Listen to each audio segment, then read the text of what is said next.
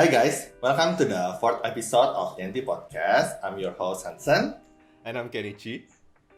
Di episode kali ini, it's another special podcast di mana kita kedatangan tamu lagi nih.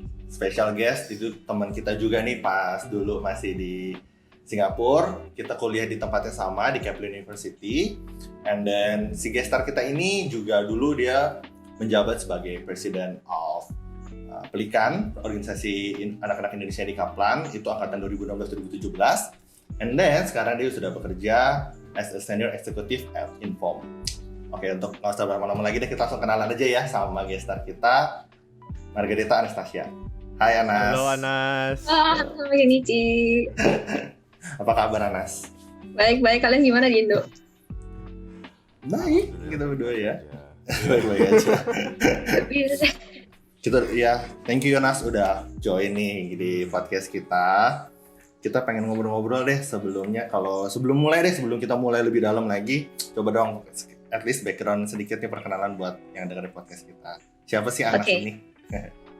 Halo semuanya, nama aku Margareta Anastasia, biasa dipanggil Anas. Dan seperti tadi Hansen udah mention, aku dulu punya kesempatan buat jadi presiden Pelikan. Itu adalah organisasi mahasiswa Indonesia yang ada di Kaplan. Dan aku itu sebelum masuk ke Kaplan itu mengemban pendidikan di Santa Ursula Senior High School, ambil jurusan bahasa. Kita udah prepare nih sebelum kita untuk bikin podcast ini, kita udah pakai semua ya, pakai baju Pelikan ya. Bangga, wah ini lumayan. Ini kebanggaan, baju kebanggaan. Gitu. Kebanggaan yang masih muat untuk di gua pribadi. Iya. Terima Tapi kasih. udah ketat banget untuk Hansen. Nah, gitu ya. Karena Anas kan ambil jurusan, berarti bahasa itu bukan masuk sastra dong ya? Is it only Indonesian atau ada bahasa lain juga? Jadi pas waktu aku SMA itu ada 3 stream pilihan. Pertama itu IPA, IPS, dan yang ini adalah bahasa. Nah, jurusan bahasa itu kita pelajarinnya bukan cuma bahasa aja sih gitu. Kayak kita juga mempelajari bahasa asing seperti bahasa Jerman, bahasa Korea, itu aku pilihnya. Terus juga antropologi, itu bahasa Mandarin, bahasa Inggris ya. Arab juga. Lumayan interesting lah. I mean like waktu itu yang membuat aku suka memutuskan untuk memilih jurusan ini adalah karena waktu pas SMA seperti anak SMA pada umumnya lah, aku juga belum tahu pasti gitu kayak pengennya ngapain gitu. Tapi one thing yang aku tahu for sure adalah semua pilihan yang aku mau itu adalah pilihan-pilihan pekerjaan yang akan memberikan aku ngasih aku competitive advantage kalau aku bisa lebih dari satu bahasa gitu. Jadi karena itu aku ngerasa aku udah tahu, aku udah clear apa yang aku mau, ya kenapa aku harus ambil yang lain gitu. Kalau misalnya aku udah tahu apa yang bisa bikin aku unggul so-called di jurusan tertentu gitu, makanya aku pilih bahasa. Nah, technically speaking ya, how many languages do you speak? Because I know you speak Indonesian, English, and even German. German semi-fluently atau fluently nih? Enggak fluent, aku masih banyak sampai aku waktu itu ambil sampai sertifikat CUAI buat kayak tesnya gitu, tapi aku sempat belajar di Goethe sampai B1 akhir. Jadi Indonesian, English, German, Mandarin iya kan? Itian. Kayaknya Jerman aku lebih bagus dari Mandarinku deh. Tapi kayak memalukan luhur. It's a niche. Kayak maksudnya nggak banyak Chinese Indonesian yang bisa bahasa Jerman, tapi lebih bagus Jerman daripada Chinese. I mean lah gimana pun Jerman juga alfabetnya lumayan mirip sama kita gitu sih, kayak A B C D gitu kan. Sedangkan kalau Mandarin kayak mereka pakai karakter gitu kan. Jadi ya amin lah ya, semua orang itu memiliki kelebihan dan kekurangan masing-masing ya. Jadi benar. karena saya mungkin menghafal di sana. Nah, itu jadi 4 bahasa itu ya. Ada bahasa lain lagi nggak, Nas? Korea speak. Oh iya, Korean. Nah, Korean bener. Bahkan kemarin untuk sepupu lu, kayak adik sendiri lah ya, demi untuk membelikan hadiah harus ngomong sama orang Korea asli gitu ya. Oke, itu sebenarnya story-nya lumayan interesting. Jadi, for konteks, aku dulu punya roommate dan dia adalah sepupuku gitu, yang udah kayak adikku sendiri gitu lah. Dan dia sekarang lagi ambil lagi belajar language di Korea, negeri Opa sana. Dan kebetulan itu ulang tahun, tapi kan lagi COVID kan, jadi kayak I mean like aku tuh sama dia tuh udah punya ritual kayak setiap birthday itu pasti kita rayain bareng gitu, kayak selalu tiap tahun tuh ada aneh-anehnya gitu, kayak pas aku 20 tahun misal 21 ya 21 itu kayak rayainnya timnya Harry Potter gitu, terus kayak gitu kayak jadi kayak aku imagine gitu loh kayak how lonely she must be gitu di sana gitu kan. Tapi kayak nyari vendor yang mau kayak dibayarin dari sini gitu kan ribet gitu kan, kayak harus transfer segala macam gitu. Nah kebetulan banget itu aku ketemu vendor itu H-1 dia ulang tahun, terus kayak cepet-cepet telepon kan telepon gue sama dia minta kayak aduh please banget gitu, kayak gue bilangnya kan dede gue kan biar kayak mungkin dia lebih simpati gitu, kayak aduh gue ulang tahun sendirian di sana gitu kan. Terus dia akhirnya bilang oh yaudah nggak apa-apa, katanya kayak transfer aja, terus once kayak udah transfer kirimin buktinya kita bakal langsung proses gitu. Dan akhirnya ya si kue itu make it in time lah ke rumah dia. Wah, dan itu semua harus conversation in Korean dengan faedahnya gue pesan kue. Nah, jadi kan lu masuk ke jurusan bahasa ini pasti ada passion, ada hobinya juga lah ya, anggapan untuk masuk ke bidang sastra, bidang bahasa. Bisa nggak cerita dikit nih tentang hobi lu ini, ataupun hobi lain yang you develop after masuk ke jurusan bahasa atau before gitu? Oke, sebenarnya tuh gue pertama kali sokol jatuh cinta sama storytelling tuh pas gue SD kelas 5. Itu kayak pertama kali banget gue mengenal dunia storytelling gitu. Dan gue gue enjoy ketika gue mentel sebuah story yang orang bisa relate, bisa ambil lesson learn-nya, dan bisa benar-benar absorb di dunia storytelling itu sendiri gitu ketika mendengarkan gue menceritakan sesuatu. Dan as time passes by itu gue tambah suka menulis sih gitu, kayak nulis cerita segala macam. Gue sempet punya blog ya, kayak itu itu masa yang lumayan lucu sih sebenarnya. Jadi gue punya blog nih, blognya tuh kayak gue pengen jadi ceritanya kayak writer yang tidak diketahui gitu kan. Jadi kayak gue cerita gitu, blognya juga sempat dapat traction yang lumayan tinggi gitu sih gitu. Iya, dan kayak interestingnya kadang lucu aja gitu, kayak gue have fun kalau misalnya kayak ada orang yang ternyata happen to be like readers di sana, terus kayak nggak tahu gue yang nulis, kayak bener-bener seneng aja sih gitu, kayak denger orang ngasih genuine feedback gitu, kayak gue suka ceritanya kayak gini, menurut gue lebih baik kayak gini gitu. Jadi kayak seneng kayak lu punya lu kayak punya temen yang tidak tahu lu siapa kayak gitu. Ada community lah ya anggapannya. Kayak gitu dulu. Tapi kayak karena akhirnya gue sibuk UN, gue pun juga jadi nggak terbengkalai lah si blog itu. Tapi kayak gue tetap punya kerinduan buat nulis gitu, tapi mungkin dari sisi yang berbeda lah. Kayak di blog itu gue mungkin lebih ke arah cerita fiksi, gue pengennya mungkin lebih mencurahkan perasaan dari sisi puisi gitu. Karena merasa ketika lu tuh menyalipkan arti dari di antara semua kata-kata yang lu pilih, itu kayak ya ada kerinduan tersendiri lah gitu untuk membangkitkan itu gitu. Apalagi ketika gue masuk ke jurusan bahasa dan gue membaca karya-karya sastra lama yang kayak Sapardi, Djoko Damono, terus kayak novel Tenggat Kapal Van der Wijk pun juga menurut gue jujur itu kayak sangat-sangat cantik banget gitu bahasanya. Dan gue punya kerinduan buat bisa mendeliver itulah gitu. Tapi mungkin sekarang belum ada kesempatan banget, itu masih menjadi suatu passion yang mau gue kembangkan. Karena ya gue masih sangat-sangat jauh lah dibandingkan dengan tokoh-tokoh yang sangat luar biasa ini. Jadi ya sekarang gue sebagai PR sendiri sih, gue pengen tell story, gue pengen help brand tell their story sih gitu. Kayak banyak bagus yang mereka punya dan juga mungkin bisa jadi inspirasi buat orang lain. Tapi gimana caranya cerita itu bisa tersampaikan melalui kata-kata yang lu pilih, itu kan yang menjadi tugas kita sebagai PR practitioner gitu. Dan akhirnya ya gue enjoy sih jujur gue kerja di field ini gitu, karena memang pada dasarnya tell stories adalah passion gue, dan bisa bener-bener kayak menjadikan passion itu sebagai bagian dari pekerjaan gue, itu suatu hal yang ya lumayan syukuri dan bahagia aja sih. Jadi dari anggapan itu, dari passion lu sendiri ini translated into what you're doing for work, what you're doing for uni itu juga kayak translated ya dari passion itu sendiri. Jarang banget loh bisa ada orang yang maksudnya itu they study, they work for something that they are passionate for. It's not easy to find.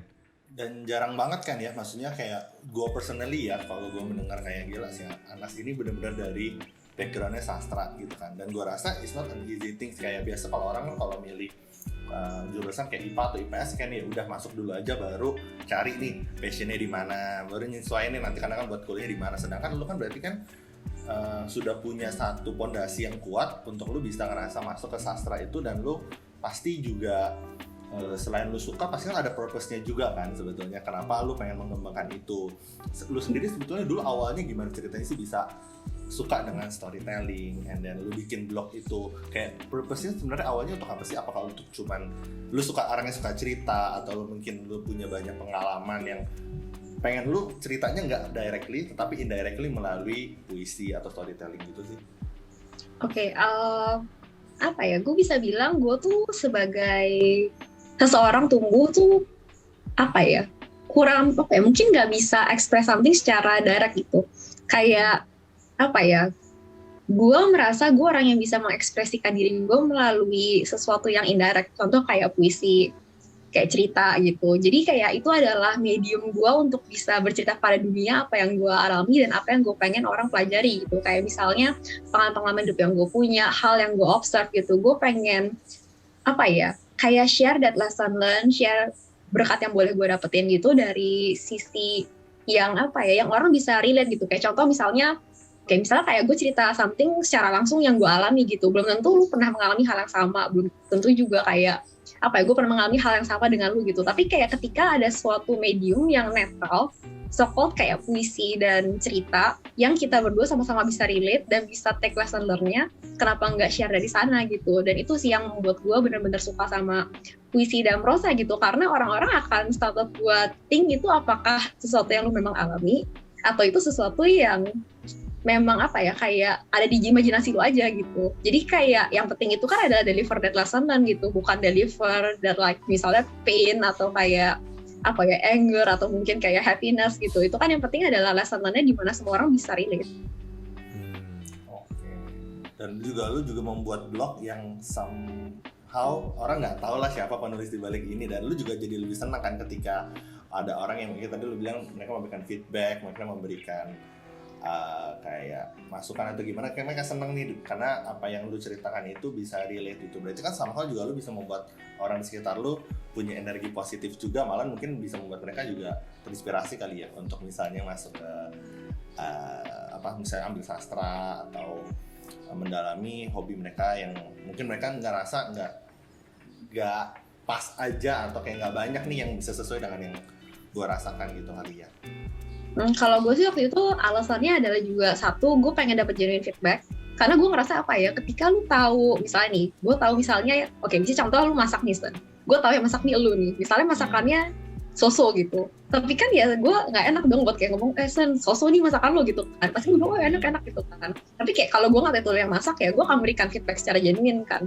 Nah itulah dari situ kayak gue pengen membuat suatu blog yang orang nggak tahu gue nulis, karena gue pengen dengar genuine feedback gitu kayak. Dan gue juga apa ya, itu something yang apa ya, gue ngerasa gini, gue suka sama menulis, gue cinta sama tulisan-tulisan, gue nggak mau mengkomersialisasikan itu gitu. Gue pengen itu menjadi suatu apa ya, escape buat gue, di mana gue bisa menceritakan sesuatu sesuka hati gue dan memilih kata-kata yang gue suka, mendapatkan genuine feedback dari orang, dan juga menyampaikan lesson learn itu sih.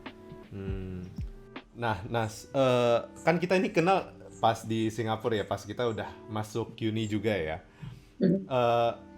Pas lu, what are your reasons gitu loh untuk pindah ke Singapura? Kan karena gua rasa banyak anak-anak kayak seumuran kita atau gimana, pasti mikirnya antara kuliah di Indo atau enggak di luar itu jarang banget yang bisa mikir mau ke Singapura gitu loh, antara ke Aussie, ke US atau gimana. What are your reasons to move to Singapore, sama apa sih ekspektasi lu pas pindah? Oke, sebenarnya interesting. I mean, I guess an interesting question. Gue tuh dulu pas SMA tuh anaknya sangat reserved. Kayak hidup gue tuh cuma sekolah, pulang, les, sekolah, pulang, les, sekolah, pulang, les gitu terus pokoknya. Jadi kayak gue bahkan gak masuk OSIS, gue gak aktif di organisasi manapun. Dan apa ya, gue pernah waktu pas SMA tuh punya kesempatan buat pergi ke Jerman selama sebulan, fully funded dari Goethe Institute.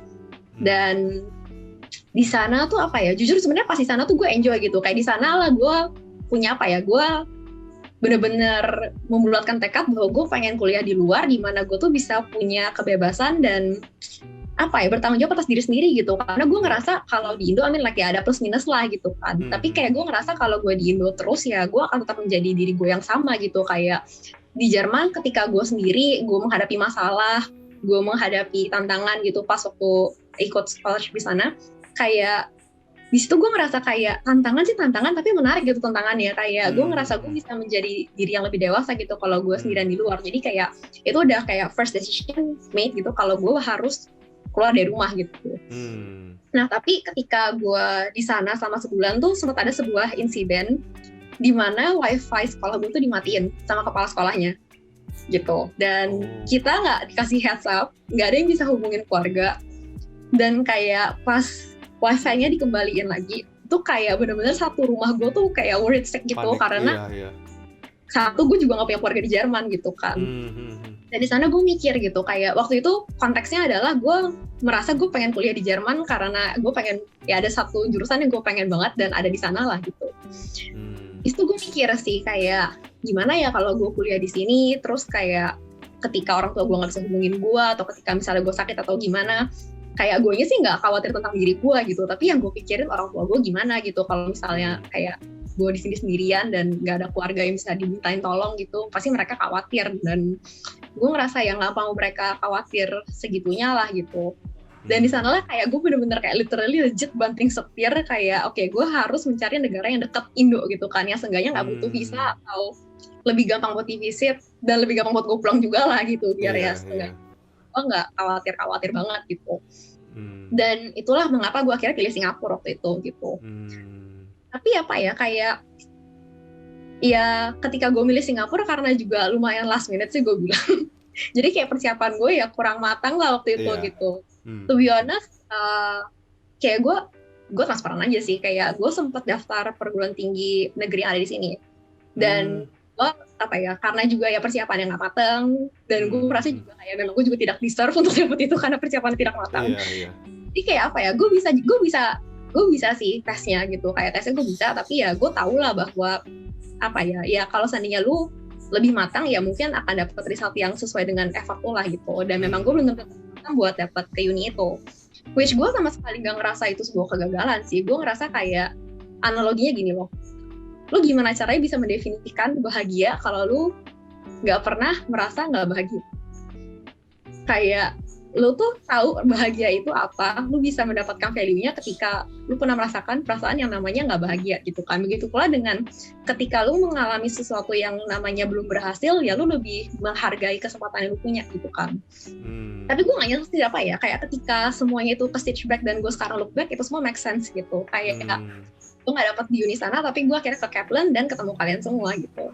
Tapi ya apa ya, ekspektasi gue ke uni tuh sebenarnya lumayan unik sih gitu, karena ya seperti tadi gue mention, gue dulunya tuh anak yang sangat reserve gitu. Kayak gue tuh apa ya cuma hidupnya belajar doang lah gitu, kayak yang penting dapat yang terbaik lah gitu. Tapi gue pernah ada di situasi yang kayak gini, kayak apa ya, gue belajar terus gila-gilaan, maksudnya kayak apa ya usaha kerja keras tidak mengkhianati lu lah gitu.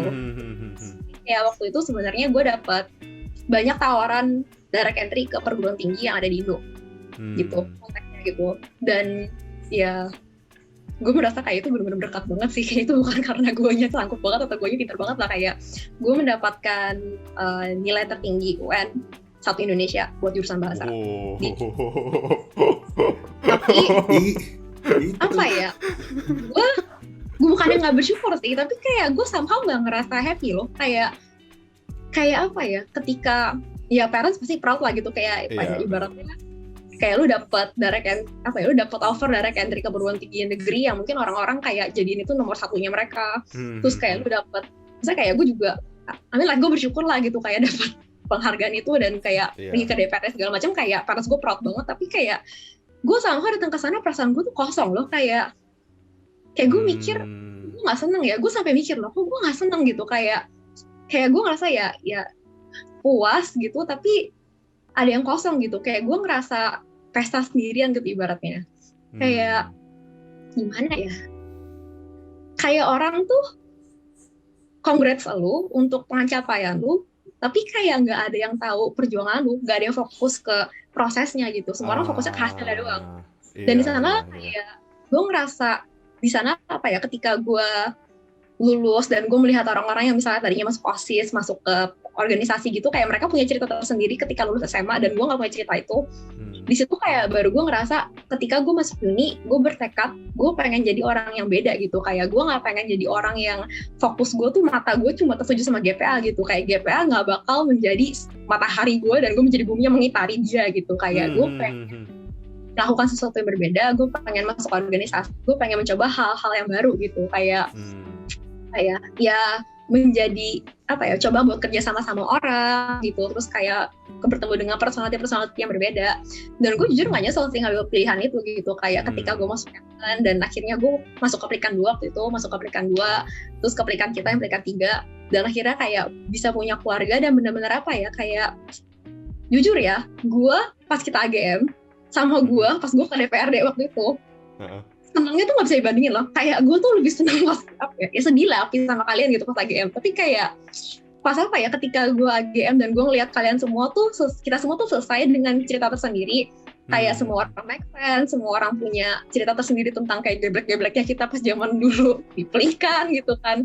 Kayak gue ngerasa ini loh yang namanya definisi bahagia gitu. Ini yang harusnya apa ya, ini sesuatu yang gue gak akan sesalin sih gitu. Jujur itu kayak apa ya, ketika gue ditanya achievement terbesar gue apa, dulu gue pernah tanya gitu kayak sama kantor gue, apa achievement terbesar dalam hidup lu gitu. Kayak yang di pikiran gue pertama tuh bukan kayak gue di-invite ke DPRD, gue dapet perguruan tinggi negeri Indo, direct entry, haha gitu, kayak enggak. Tapi gue bilang sama dia, achievement terbesar yang gue dapetin adalah ketika gue selesai di sebuah organisasi dan gue melihat semua orang yang di organisasi itu tumbuh.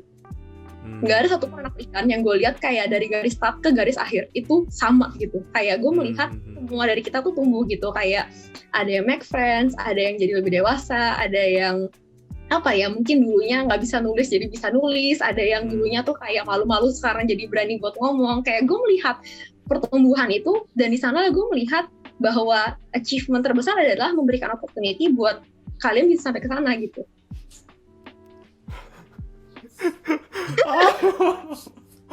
Why are you doing this to us, Anas? Kita langsung speechless loh. Kita benar-benar langsung kayak nggak bisa ngomong apa-apa loh. Sumpah, kita sebagai host ini kita sampai bingung. Okay, I mean like everyone have a different definition of happiness ya.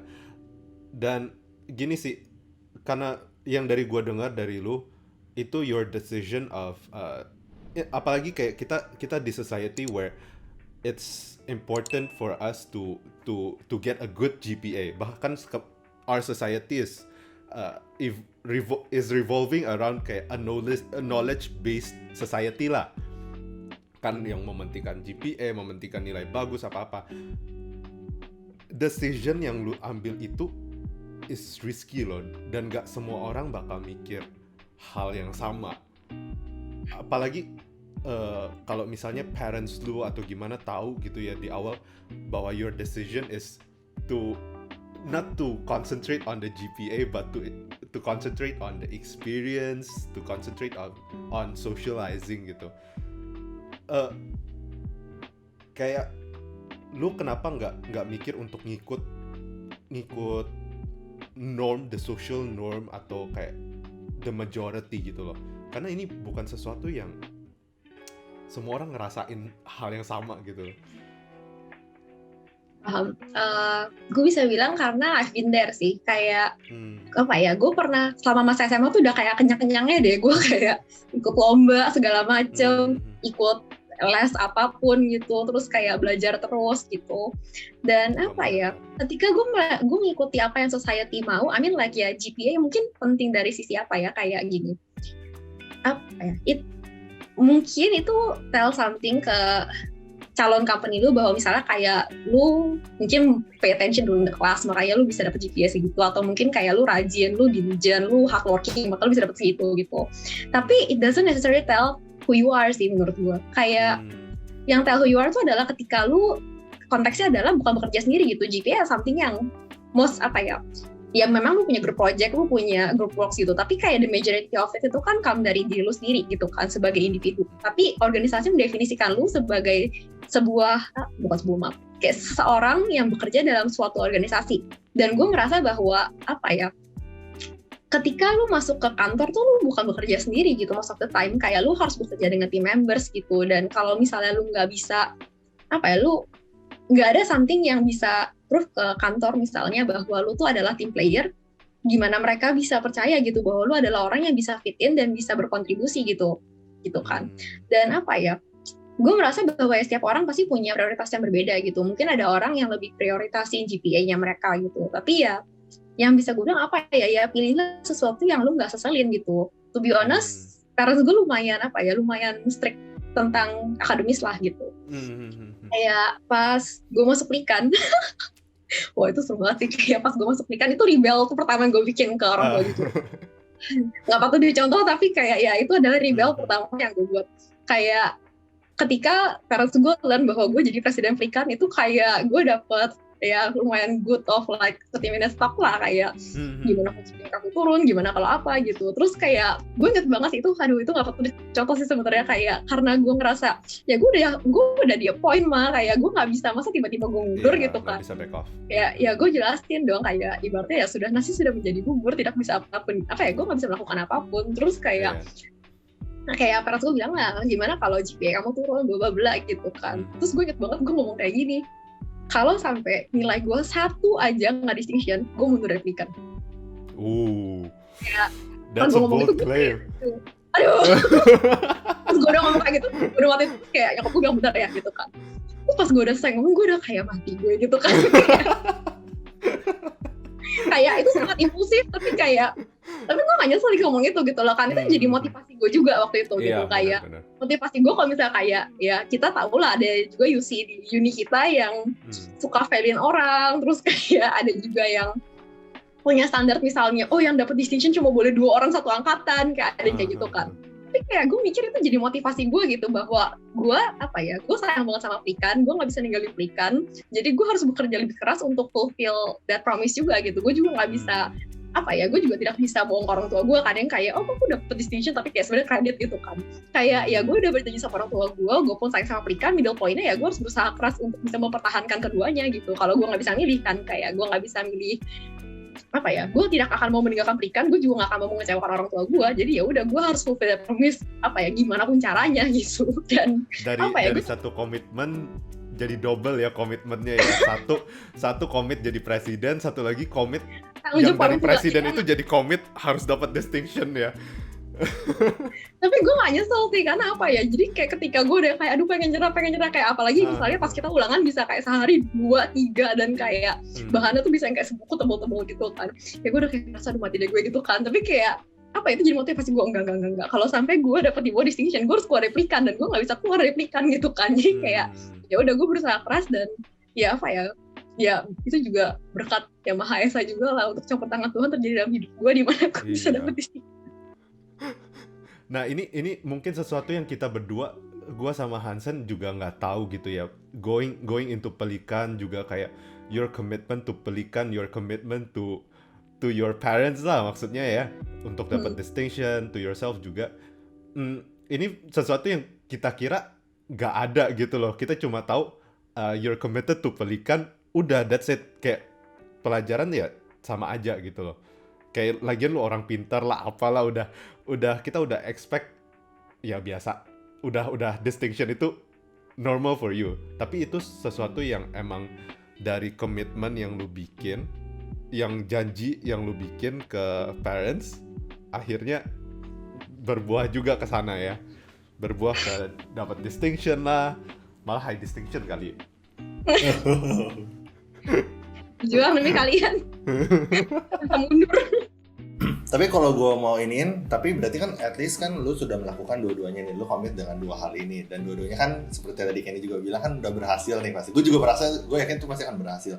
Tetapi berarti at the same time when you pursue dua komitmen ini, lu tetap enjoy kan sebetulnya kan. Jadi kayak nggak ada kayak suatu rasa beban kayak aduh gue harus ngajalin dua-duanya, terus kayak gue takutnya nanti yang satunya komitmen gue berhasil, satu enggak gue malah jadi down gitu. Tapi lu sendiri pun berarti tetap enjoy kan, maksudnya lu tetap enjoy melakukan itu dan nggak ada beban atau gimana pun dong berarti ya pas melakukan itu. Gue sih bisa bilang apa ya, gue orang yang suka tantangan, which is kenapa gue milih PR gitu. Kayak itu adalah industri yang jujur apa ya, pekerjaan gue tuh adalah something yang lu nggak bisa predik besok lu tuh bakal kayak gimana. Kayak hari ini lu launch something, besok krisis itu bisa aja gitu. Dan kayak apa ya gue suka tantangan lah gitu. Kayak gue suka ketika gue tidak bisa memprediksi hari gue gitu, karena itulah yang membuat hari lu menarik gitu kan.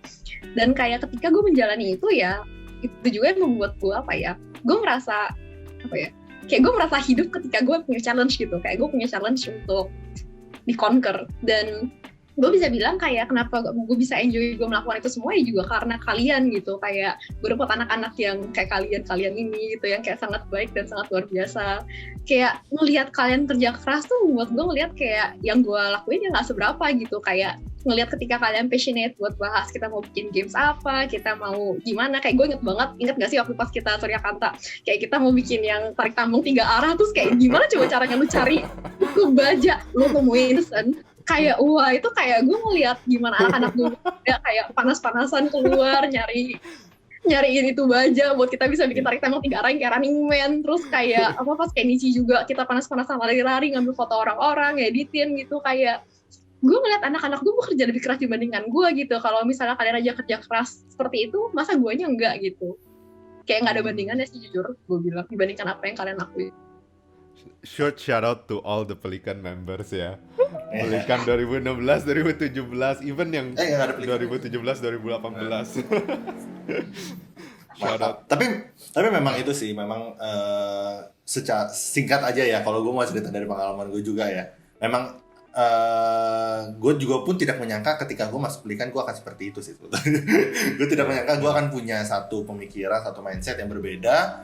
Ketika gue juga ya kayak gue juga mungkin kalau berdasarkan dari podcast yang kemarin gue cerita juga kayak kita pakai ini tentang gimana ceritanya pas pindah ke Singapura, pikiran gue ya udah gue cuma mau bekerja, gue mau belajar kan, gue lulus selesai gue balik gitu kan, gue tidak berpikiran hal-hal lain. Tetapi melalui Pelikan ini menjadi salah satu turnover-nya juga lah, salah satunya supaya membuat gue bisa keluar juga nih, gue punya ide, gue bisa aspirasikan, gue sampaikan, gue punya kegiatan apa gue bisa tetap lakukan, gue punya hobi gue bisa jadi bertambah gitu kan.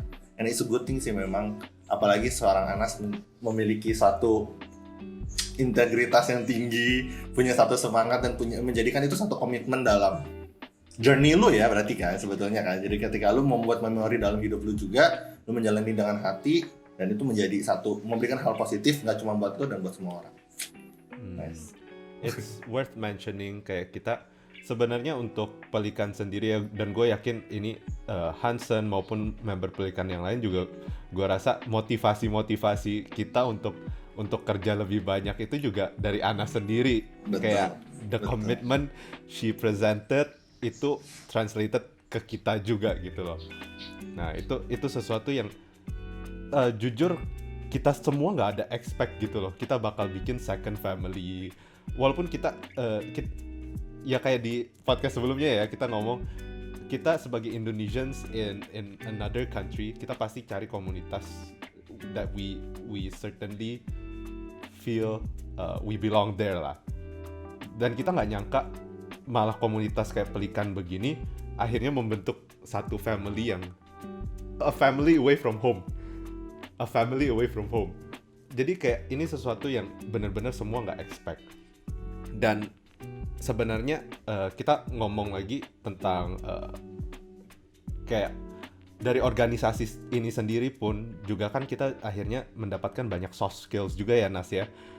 Even for you kayak lu dapatkan skills kayak leadership, teamwork dan lain-lain. Ini sesuatu yang nggak semua orang bisa dapetin di masa uni kalau misalnya mereka nggak ikut organisasi. Benar.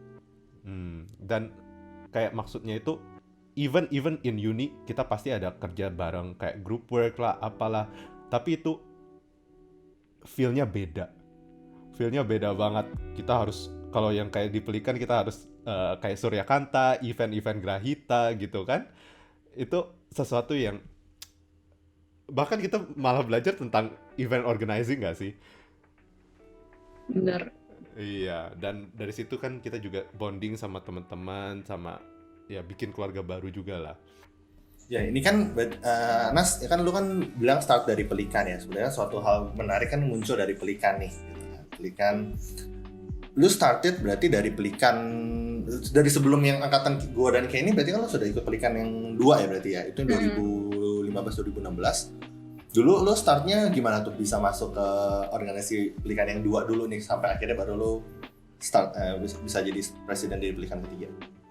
Oke, waktu itu sebenarnya apa ya? Karena gue juga nggak punya keluarga di sini, juga apa ya? Teman-teman gue juga sokot nggak ada juga yang masuk ke uni kita gitu. Jadi kayak gue pengen, waktu itu kayak motivasi gue masuk ke Pelikan 2 adalah gue pengen make friends gitu sama sesama orang Indo, apalagi yang tadi juga apa ya? Lu bahas juga di podcast lu yang sebelumnya, kayak penting buat kita tuh punya komunitas gitu di negara orang apalagi gitu kan.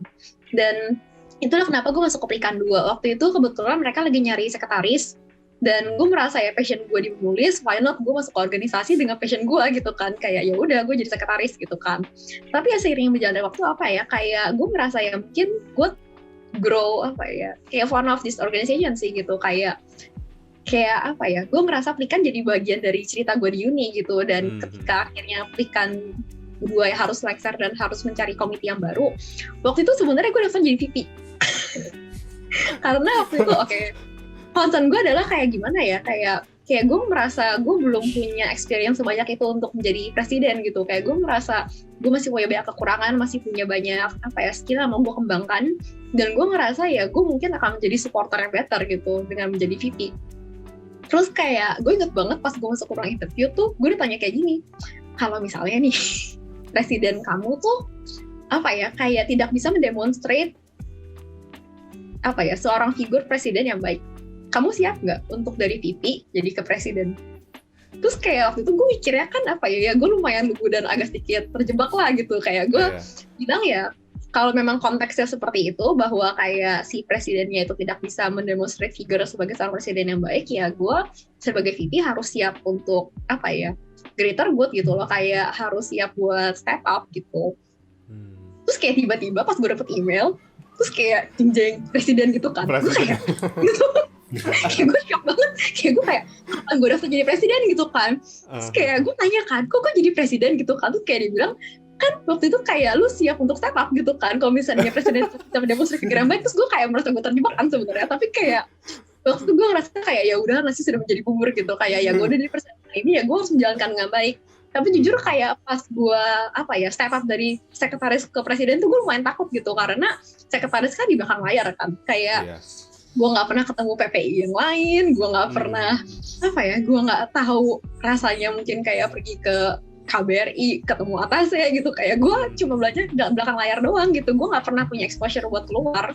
Dan itulah yang bikin gue apa ya, kayak jujur pas gue apa ya kepilih tuh gue banyak ketakutan gitu, kayak aduh gimana kalau misalnya gue fail, gimana kalau misalnya gue nggak bisa bikin apa ya, gue nggak bisa jadi leader yang baik buat kalian juga gitu, gue nggak bisa bikin kalian enjoy being in organization gitu, gimana gitu kan gue pikir.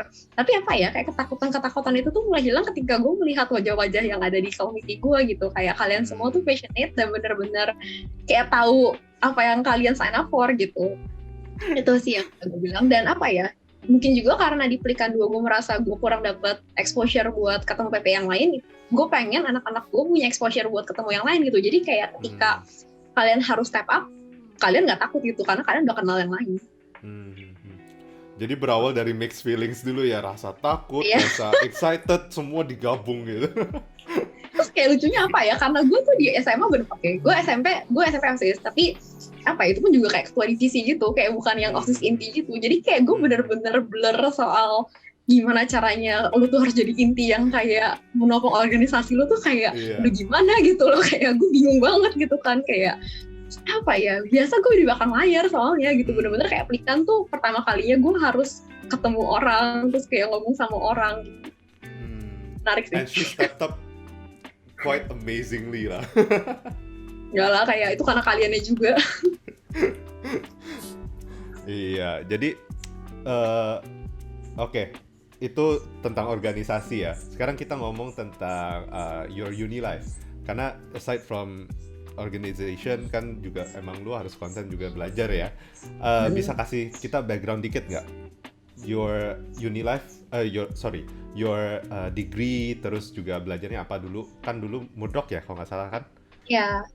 Oke, jadi dulu tuh aku ambil diploma in Masscom dulu gitu kan. Dari diploma in Masscom itu juga sebenarnya kenapa aku pilih Kaplan sih. Soalnya Kaplan tuh, ini bukan iklan ya BTW, tapi kayak dia tuh membiarkan gue untuk ngambil diploma in Masscom, terus langsung straight bachelornya di Masscom gitu. Sedangkan uni pilihan lainnya itu kayak wajibin lu tuh ngambil misalnya kayak commerce dulu diplomanya, terus baru ambil bachelornya di Masscom. Dan waktu itu gue mikirnya kayak, gue udah clearly gue pengennya masuk komunikasi, ngapain gue ngambil commerce gitu kan, kayak mendingan gue build foundation gue right, baru akhirnya langsung masuk bachelor yang kayak relevan gitu kan. Ya udah akhirnya gue ambil diploma in Masscom, make friends juga di sana, dan akhirnya masuk ke bachelor masuk ke Murdoch. Tapi jujur waktu itu kayak gini, gue pengen banget masuk ke PR, gue pengen banget di industri public relations itu, karena industrinya seperti tadi gue bilang, lu nggak bisa predik apa yang terjadi besok, which itu jadi interesting gitu, ketika hari lu tidak bisa terprediksi, dan lu look forward apa yang bakal terjadi nih besok gitu kan. Dan tapi kayak satu sisi gue juga tahu bahwa kekurangannya adalah mungkin dari sisi mungkin local landscape, atau mungkin juga dari bahasa Inggris gitu, mungkin gue tidak sebaik orang yang memang mungkin dari English speaking country atau bahkan yang dari sini gitu. Jadi gue ngerasa kayak gue juga harus selalu siap. Gue adalah orang gini, ketika gue memutuskan suatu hal tuh gue harus punya plan A, B, C, D, E, F, G, sampai Z gitu. Kayak harus siap gitu. Kayak gue tuh mikirnya, harus ada contingency plan-nya gitu. Kayak kalau misalnya gue ambil PR, terus kayak kalau misalnya nih gue nggak dapet PR sini nih gitu. Di Indo kan PR juga termasuk profesi yang baru lah gitu, dan mungkin akan menjadi malah disadvantage ketika gue belajar di sini baliknya ke Indo gitu, kayak gue mungkin nggak tahu landscape media di Indo tuh kayak gimana gitu kan. Jadi gue pikir ya udah gue ambil jaga aman gitu, jadi kayak gue ambil bachelor double major waktu itu, kayak satu marketing, satu public relations, karena marketing tuh gue mikir kayak itu kayak safe spot gue lah gitu, kalau misalnya gue nggak dapet PR ya gue bisa balik ke Indo dan ambil marketing gitu kan. Dan kayak ketika gue menjalani, gue malah melihat marketing itu benar-benar memberikan lu konteks yang lebih baik tentang PR sih gitu, kayak lu bisa tahu gimana caranya PR tuh bisa work hand in hand sama marketing, gimana sekarang juga industri juga kayak benar-benar ke-blend gitu, perannya PR sama perannya marketing tuh kayak kita work barengan sih gitu untuk bisa bantu organisasi achieve objektif mereka. Jadi kayak ketika gue masuk ke industri, punya background marketing itu benar-benar bantu sih. Nah, apalagi kita ngomong apalagi di masa COVID-19 begini ya, kayak we couldn't stress enough how important a PR role in all this pandemic hectic, kayak kekacauan COVID-19 pandemic begini. Kayak lu bisa kasih bayangan gak sih, apalagi as a PR practitioner, as someone who works and studies around PR gitu, apa sih yang lu rasakan kayak untuk dari segi seorang PR lah?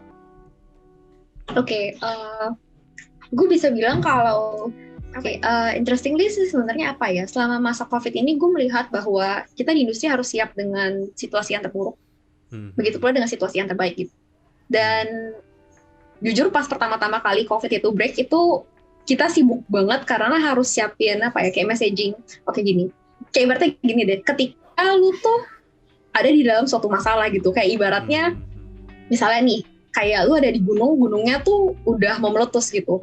Kalau lu nggak pernah ada misalnya kayak pelatihan gimana caranya lu harus bertindak ketika gunung itu meletus, lu nggak tahu apa yang bakal lu lakuin kan, kayak gunungnya meletus mana nih gitu kan, kayak nggak ada contingency plan. Karena itu penting buat organisasi tuh untuk mikir mereka tuh harus ngapain ketika itu belum kejadian gitu. Kayak pas itu pandemi break, kita udah mikir nih, kalau misalnya employee-nya ada yang kena COVID misalnya, kita harus ngomong apa gitu, itu harus disiapin semua gitu, dan protokolnya juga harus di set in place. Kita pengalaman yang cukup menarik gue bilang, karena kita jadi kerjasama juga sama tim HR beberapa company gitu, kayak untuk build messaging-nya gimana, Terus kayak apa ya, brainstorm juga, kita harus komunikasinya gimana caranya gitu.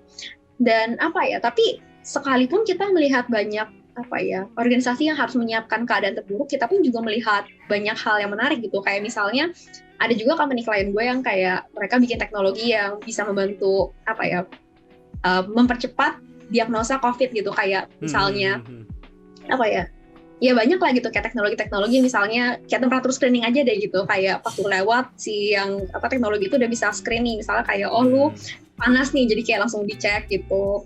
Itu pun juga apa ya, mempercepat juga kan, kayak misalnya lu masuk ke office tower jadi cepet gitu, kayak nggak usah ngantri gitu kan, kayak langsung pakai temperatur screening itu langsung di screen gitu. Kalau misalnya lu panas ya lu di stopin, kayak dibawa terus kayak dicek gitu.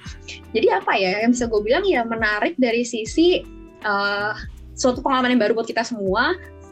Dan apa yang bisa gue bilang ya, yang penting kita harus at the heart of kita ya, interest yang harus kita punya, interest banyak orang gitu. Kayak misalnya nih lu mau komunikasikan suatu, maaf misalnya retrenchment gitu ya, yang waktu itu ada di pikiran gue adalah ya harus mikirin gimana kalau misalnya gue di posisi orang-orang itu, apa yang gue pengen dengar dari company gue gitu, apa yang gue pengen ketahui gitu. Gue pengen dikasih tahu sejujur-jujurnya gitu kan, kayak apa ya, gue pengen dikomunikasikan secara sopan gitu. Kayak gue masuk ke kantor misalnya baik-baik, gue melalui proses yang sangat panjang untuk bisa diterima. Gue pun juga pengen ketika gue diberhentikan ya harus dengan cara yang layak gitu, kayak dikomunikasikan dengan baik, dikasih heads up, dikasih ya mungkin juga apa ya, benefit juga gitu ketika suatu hal yang unfortunate terjadi lah gitu. Jadi ya menurut gue apa ya, nggak ada playbook apa ya kayak cara menghadapi COVID 101, tapi yang terpenting adalah ya lu harus selalu punya apa ya, hati lu tuh harus dipenuhi sama interestnya orang-orang yang terkena dampaknya sih. Nah itu juga ya maksudnya, I think in terms of you're very fortunate juga karena this is your passion. PR is something that you study juga kan. I think for me kayak gue kan soalnya lulusan business management juga. One thing I regret itu nggak banyak belajar tentang PR, tentang marketing. Those are two different things, but I mean dengan kita belajar PR, marketing, begitu kan kita juga mengerti tentang emotional.